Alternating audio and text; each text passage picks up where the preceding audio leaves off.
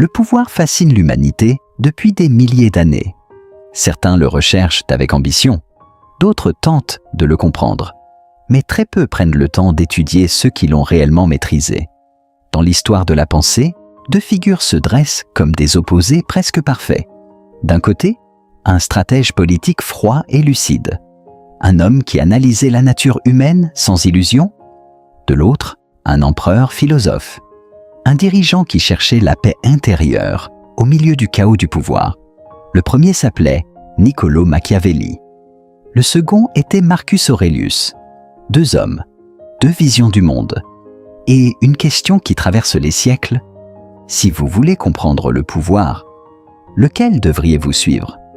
Pour répondre à cette question, il faut d'abord comprendre le monde dans lequel ces deux penseurs ont vécu. Au début du XVIe siècle, l'Italie était un champ de bataille politique. Les villes-États se disputaient le contrôle du territoire. Les alliances changeaient constamment. La trahison était presque une stratégie normale. C'est dans ce monde instable que Niccolò Machiavelli a observé les mécanismes du pouvoir. Il n'était pas un roi, il n'était pas un général. Il était un diplomate et surtout un observateur. Pendant des années, il étudia les dirigeants, les intrigues politiques et les stratégies militaires. Ce qu'il découvrit était simple, mais profondément dérangeant. Les dirigeants qui survivaient n'étaient pas toujours les plus moraux. Ils étaient les plus réalistes. Pour Machiavel, le pouvoir ne se maintient pas par la naïveté ou la bonté. Il se maintient par la compréhension froide de la nature humaine. Les hommes, écrivait-il, sont souvent ingrats, changeants et motivés par leur intérêt personnel. Si un dirigeant ignore cette réalité, il devient vulnérable. C'est pour cette raison qu'il écrivit l'un des livres politiques les plus controversés de l'histoire, Le Prince. Dans ce livre, Machiavel ne donne pas des conseils idéaux. Il donne des conseils efficaces. Un dirigeant doit parfois choisir entre être aimé ou être craint. Et selon Machiavel, si l'on doit choisir, il vaut mieux être craint. Non pas parce que la peur est noble, mais parce que la peur est plus fiable que l'amour. L'amour dépend des émotions, la peur dépend des conséquences. Cette idée choque encore aujourd'hui, mais dans le monde politique brutal de son époque, elle semblait terriblement logique. Pendant ce temps, à près de 15 siècles de distance, un autre homme affrontait une réalité très différente, mais tout aussi difficile. Cet homme était Marcus Aurelius, empereur de Rome, commandant de légions, dirigeant de l'un des plus grands empires de l'histoire. Mais contrairement à ce que l'on pourrait imaginer, Marcus Aurelius ne cherchait pas le pouvoir pour lui-même. Il cherchait quelque chose de plus rare. La maîtrise de soi. Influencé par la philosophie du stoïcisme, il croyait que le véritable pouvoir ne se trouvait pas dans la domination des autres, mais dans la discipline de son propre esprit, dans ses écrits personnels, connus sous le nom de Pensées pour moi-même. Il ne parle pas comme un conquérant. Il parle comme un homme qui lutte chaque jour pour rester calme, juste et rationnel. Pour Marcus Aurelius, le monde extérieur est souvent chaotique. Les gens peuvent mentir. Les événements peuvent devenir injustes, les circonstances peuvent devenir difficiles. Mais une chose reste toujours sous votre contrôle. Votre réaction. Cette idée est le cœur du stoïcisme. Vous ne pouvez pas contrôler tout ce qui vous arrive, mais vous pouvez toujours contrôler la manière dont vous y répondez. Ainsi, là où Machiavel étudiait comment gouverner les autres, Marcus Aurelius étudiait comment se gouverner soi-même. Et c'est ici que leurs chemins commencent à diverger.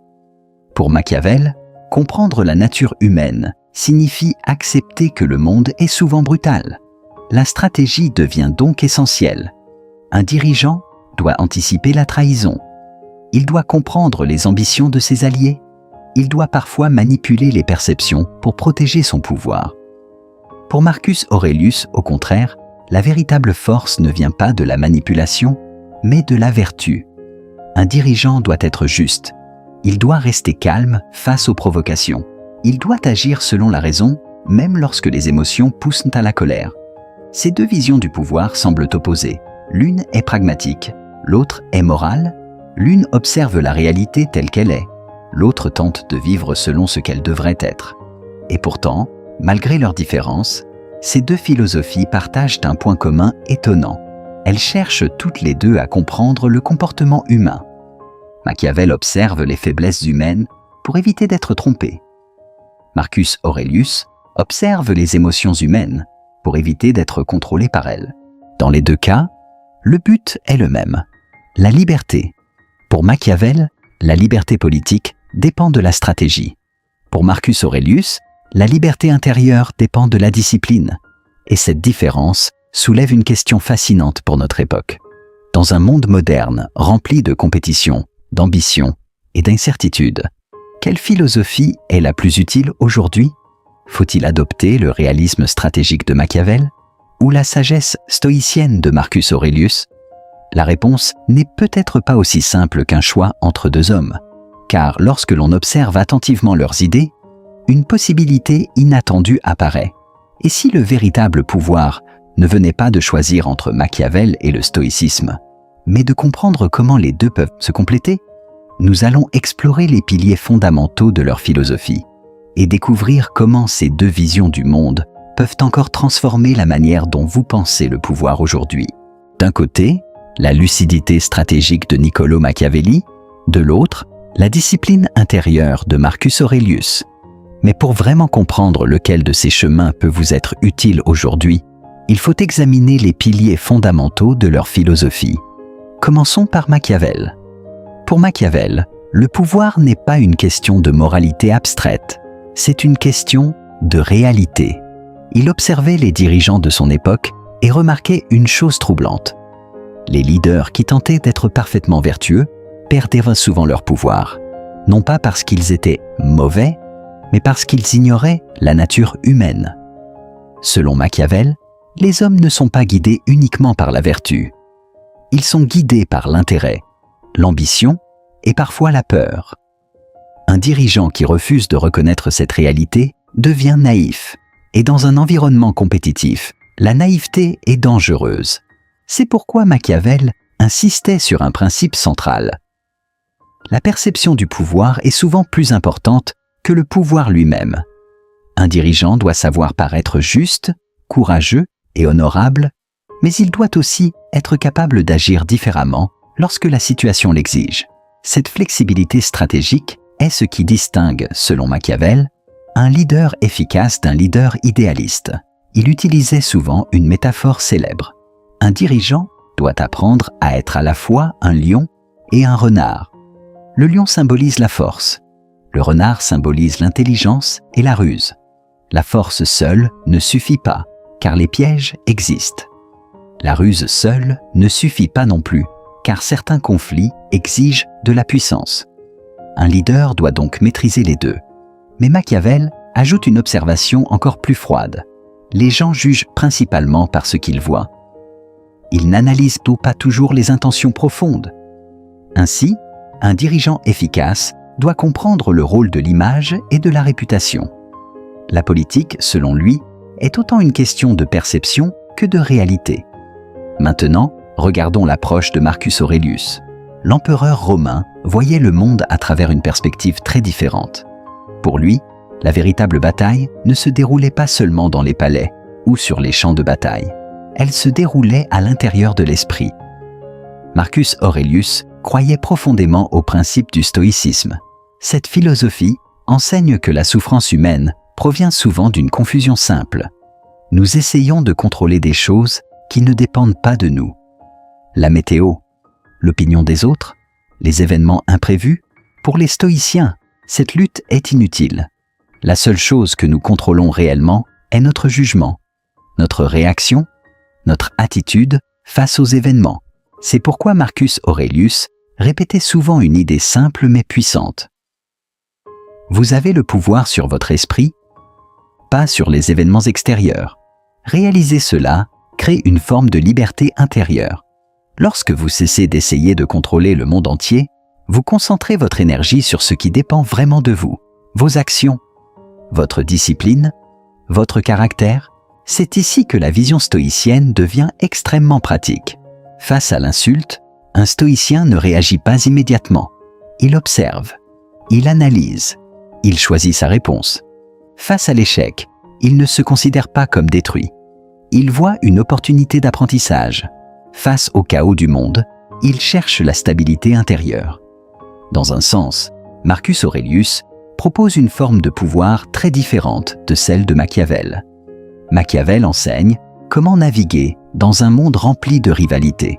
Marcus Aurelius enseigne comment rester calme dans ce même monde.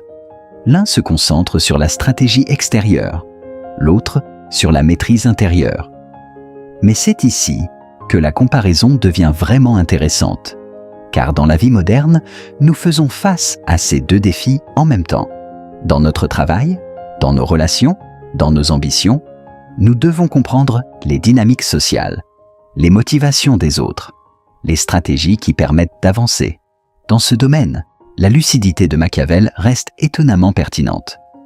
Comprendre les intérêts, les alliances et les perceptions est une compétence essentielle.